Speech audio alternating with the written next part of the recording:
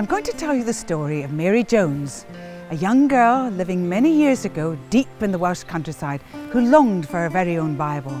Mary Jones was born in 1784 in the tiny village of Llanfihangel y Pennant. The cottage she lived in was called Tynyddo, which means house in the meadow.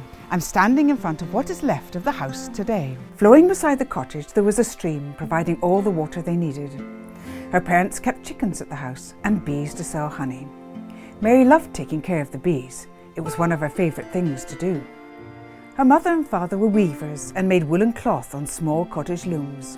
They believed in God. Her mother attended chapel meetings at a farmhouse at Cerrig-y-Velin, half a mile away.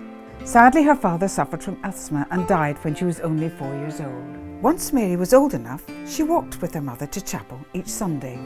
During the week, she went with her to meetings at Llechwedd, Pastor Hugh's home in Llanfihangel. Mary's job was to carry the lantern as they made their way back. From a young age, she was a believer and listened keenly to the stories from the Bible each Sunday.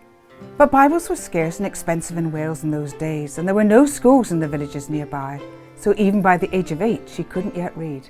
The well-known preacher, Reverend Thomas Charles from the town of Bala, noticed the lack of schools in the area and appealed for funds to set up schools for the Welsh villages.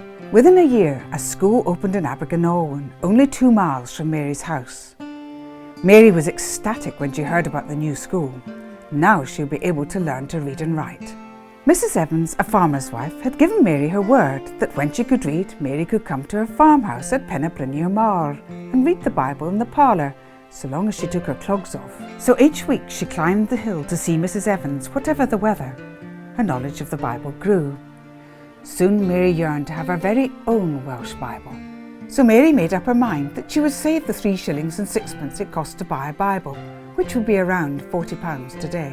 She would earn a halfpenny here and there from doing little jobs, such as selling eggs from chickens, honey from her bees, taking in sewing, and collecting sticks for firewood.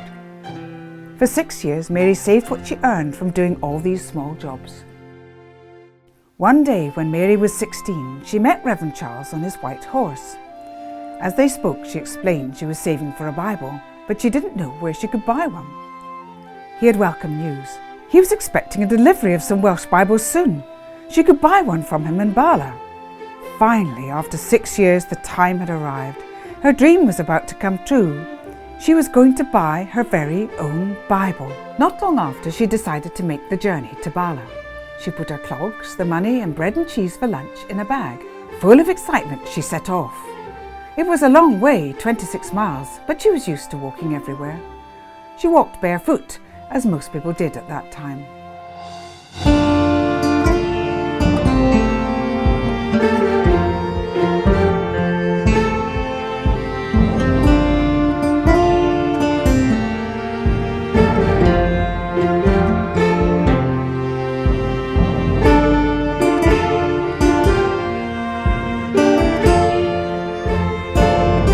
After many miles, it was time to stop and rest by a stream and eat.